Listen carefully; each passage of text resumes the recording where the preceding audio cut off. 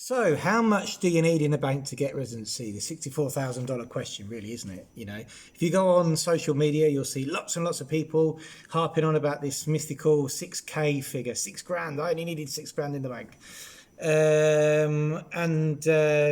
That's not false. You know, in the past, for applications, when it was back in the good old days where Brits were still getting the EU card, a couple of years ago, if you had a fixed deposit of 6 grand, it was fair enough for residency. They tightened that up a bit because they realised that people shifted money around, and a fixed deposit, i.e. one day you go in, you stick 6 grand in your account, you get a certificate, you get your residency, then you give it back to your mate who lent it to you. There's no longer a way to go around doing it. They wanted to see that money maintained for a certain amount of time. And anyway, I'm going to get into that in a minute. But what I want to do is I want to talk about what are the economic means that you have to prove with the new registration system for the TIE card for British citizens for the first time application as per the law that was brought in on the 4th of July.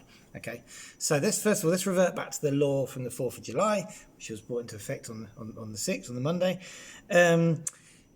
When they talk about what you need in this law to economically sustain yourself in Spain, they refer back to the EU law. And the EU law says you just need to be able to prove you can economically sustain yourself in Spain. It doesn't give the paperwork that you need to present or a figure that you need to present. You know, so really from there we have to derive everything from experience. Okay.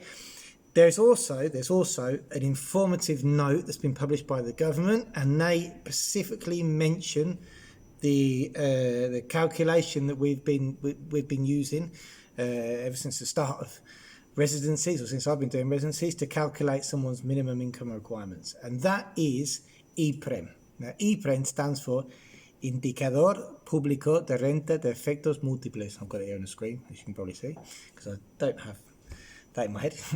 I just call it IPREM. Now, what does that mean? Basically, imagine this is like the base rate for wages, for pensions and stuff like that. Okay, so you imagine that, you know, someone who hasn't got enough contributions in Spain, a national who hasn't paid all his pension, he would probably get a pension that is based minimally on IPREM. Okay, so it's what they believe you can survive on. The minimum thing you can survive on in a year. They base like the dole system on it, and etc. etc.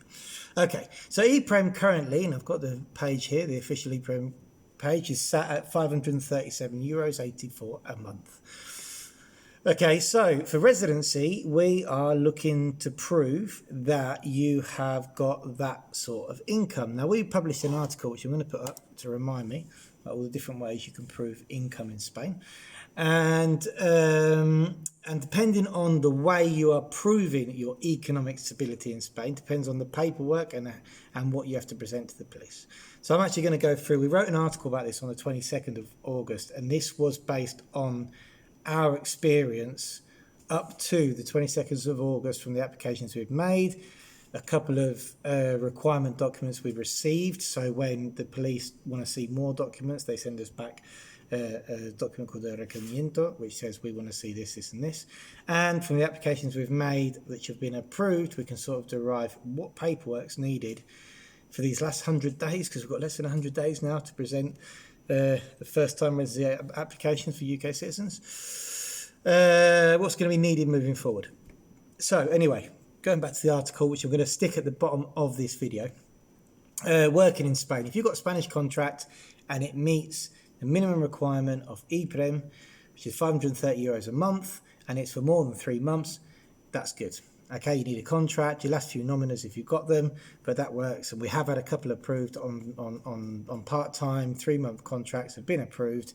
That's fine, obviously with everything else that has to go in with it, but that's been approved. And we even had a minimal contract, someone with their daughter who was over 18, and that got approved as well. So working contract is good in Spain as long as it meets the minimum requirement for IPREM. You can't just go on a 5-hour-a-week contract and expect to get residency. It does have a minimum requirement, as we said. What else? Working abroad. Oh, this is a tough one. So imagine you're working abroad, but you work remotely, which is, we're in this, even more so with COVID, we're in this fantastic sort of online world where everybody's working abroad, people can work where they like around the world. But unfortunately, this is really hard to push through for the TIE card for British citizens because they specifically request proof that you're living in Spain within the withdrawal agreement. And we've had lots and lots and lots and lots of problems with trying to get people who derive their income from abroad. They might have a company in the UK that pays them a wage. And they might or they might be working self-employed in another country. That's a complete no-no as far as they're concerned. If you're living in Spain, you need to be self-employed in Spain. It's hard work. It can be done. We've done managed to get one through, but with extensive paperwork to prove that they were legitimately work here, that they were a fiscal resident here in Spain, and that they were working remotely for a company abroad, which is really hard to prove you're a fiscal resident before you get your residency, and it's a tough one. Self-employed in Spain, autonomo. Okay, yeah, so if you go self-employed, at the moment they're accepting that. So everything they're going to accept it. There's a big question on whether you have to be self-employed for 3 months or whether you can go straight in and just get self-employed and apply for your residency the next day. Right, well, I can say what's happened to us. We have done residencies of people who have just become self-employed, okay, and it's gone through, all right? What we have done is we've backed it up with savings, with money elsewhere, or with a property, or whatever. So, as is before we used to do the EU residency cards, if you're self-employed, the following day you can go and get your residency. There's 3 or 4 bits of paper that we require, but it just proves that you're registered, and you could get it. Here in Malaga, anyway, it was like that. On the rare occasion, I'd ask for at least one social security payment just to prove that you had actually paid into the system, but that was it. Now, as you say, yeah, we've had a few through, but we've been backing it up. We've always said, if possible, wait until you do your first social security payment. We put that in and then back it up with extra means to support yourself, economic means. Okay. So at the moment, they're not asking for 3 months. That doesn't mean that tomorrow they won't change your mind and ask for it.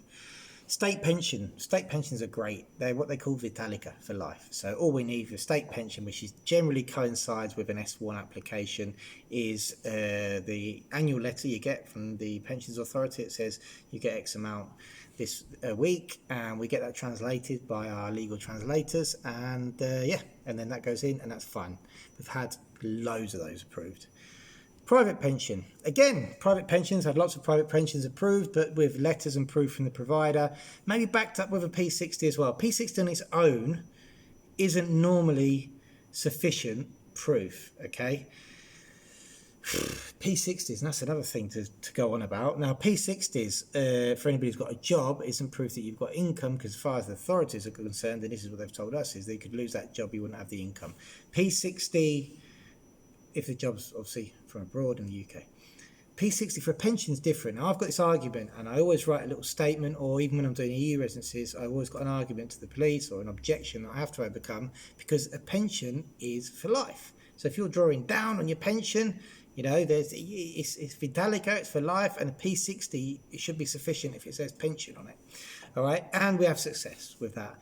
For the UK TIE applications we're talking about today, we've always backed up, what we've done is we've backed up a payment into the account, a letter from your pension provider proving how much you get a year, and a P60 if you've had that pension for more than a year, and obviously you've got your P60. All that goes in with the relevant translations, and that's been accepted. So that's fine. If you've just got your private pension this year, we have had it accepted as well with documentation that proves the pension is brought into force. Rental income from Spain. Right, rental income from Spain, yes, but everything has to be registered. So if you've got, for example, a property that you have been renting out as a non-resident, and you've paid your non-residence tax, and you're going to become a resident, we present a non-residence tax as a case that the property is earning money, and then you have to add the tourist license, because imagine it'd be a tourist license, or if it's long-term rental, we present the fact that the contract is registered with the Junta de Andalucía. So yes, you can use rental income if it's derived in Spain, but you have to have done it properly. It has to be registered with the Junta de Andalucía if you've had a long-term rental, and if you've been doing short-term rentals, you have to have done your non-residence tax return and have it registered with the tourist license, and we stick that in as well to prove that. You might say, well, we've bought the apartment, we've been renting it out, but we haven't got to the point where we have to do a non-residence tax return. Well, in that case, we would send in proof of the income coming into the bank account and hope for the best. But we haven't had any cases like that so far. So we don't know exactly. I do know that if for people who have been renting out for a long time, and we have had one like this, we've managed to prove that there has been rented income which meets the minimum requirements, plus the fact they own the property, so you have a Nota Simple as well, and that's fine. Economic stability, savings in a bank account. Oof, yeah, okay. So we need to. This goes back to the €6,000. So let's talk about the €6,000 again. The €6,000. If you've got savings in either a Spanish bank account or a UK bank account or somewhere around the world, we have to prove that you've maintained more than the yearly rate for IPREM. So this is where we get the £6,000 marker, more or less. It's around £6,000 for more than 6 months, ideally a year. How do we do that? Well, if you've got savings in a Spanish bank account, then you can get a certificate called an average balance certificate. All right, we always request one of them.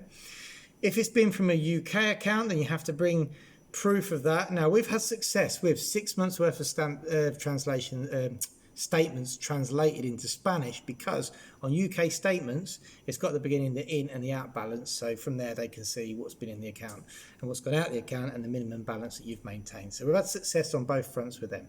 Okay.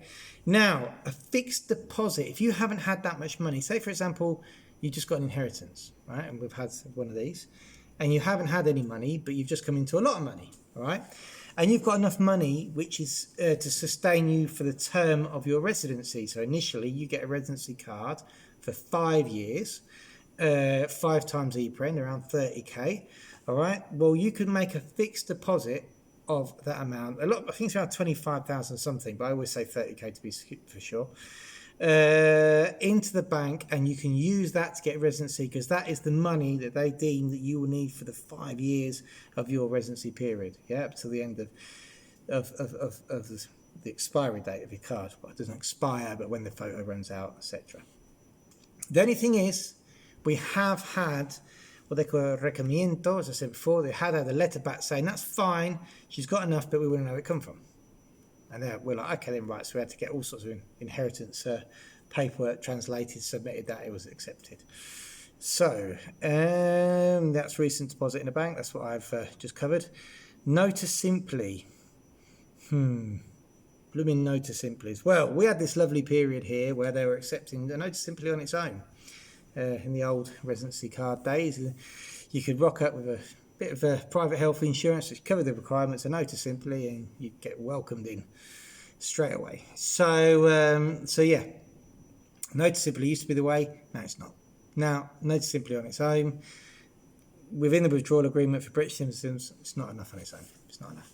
So we have to back it up with other income. The good thing is they don't seem to be that strict that the other income has to meet the minimum requirements. So if you've got a Nota Simple and say maintain £3,000 in the account, we had one like that and it was accepted. So it seems that they are taking it as part payment for your economic means, but you can't just use a Nota Simple for a property on its own. That said, every single application that we do for somebody who owns a property, we always include a Nota Simple. It's belts and braces now. We've got 90 days to go. So going down a bit more. Beneficiaries, spouse or children. Okay, yeah, so somebody can be your beneficiary, evidently, if you're the economically strong person in the household and that person has got a civil relationship with you. When I say civil, I mean they're either married or they're their children. Okay, and we can demonstrate that relationship with either a translation of the marriage certificate or translation of the birth certificate. Then that person can become a beneficiary of you, and you will obviously need more money. So I think there's an algorithm that they use, which I don't really understand, but I have got the limits here. So if it's a beneficiary plus 1, I think it goes up to like £8,500. If it's a beneficiary plus 2, it goes up to around 12, something like that. So you will need more money. It isn't double if a beneficiary is involved, but you will need more cash, evidently, than if you're just applying on your own. So, for example, if you've if your wife isn't receiving a pension and you are, and your pension meets the minimum requirement for 2, then she can be covered underneath you, as long as we put that proof in place by using a marriage certificate. So that's it. So that's about it, really. The rest of our article, you can have a read of it. We've had a good degree of success with everything going through, which is good. We're putting more paperwork than we've ever done before. I'd never have dreamed when we did the EU residencies of putting through, as much stuff proving that you've got income here, proving you're paying your electric bill and you're here because the electric bill is €100, and that proves you've been using electric. So they're very, very strict on the fact that you are living here in Spain within the withdrawal agreement. Okay, that is what the authorities are very strict on at the moment, and that strictness is they're looking at that within your means to support yourself. So as I say, if you're deriving income from outside the Spain, it's extremely difficult to use that income. So yeah, anyway, I hope that helped answer the $64,000 question of how much I need in the bank to become a Spanish resident. And if you need help or want a breakdown of what I've just spoken about, the article's at the bottom of this video, and please book a call with us and we can assist you with getting your residency.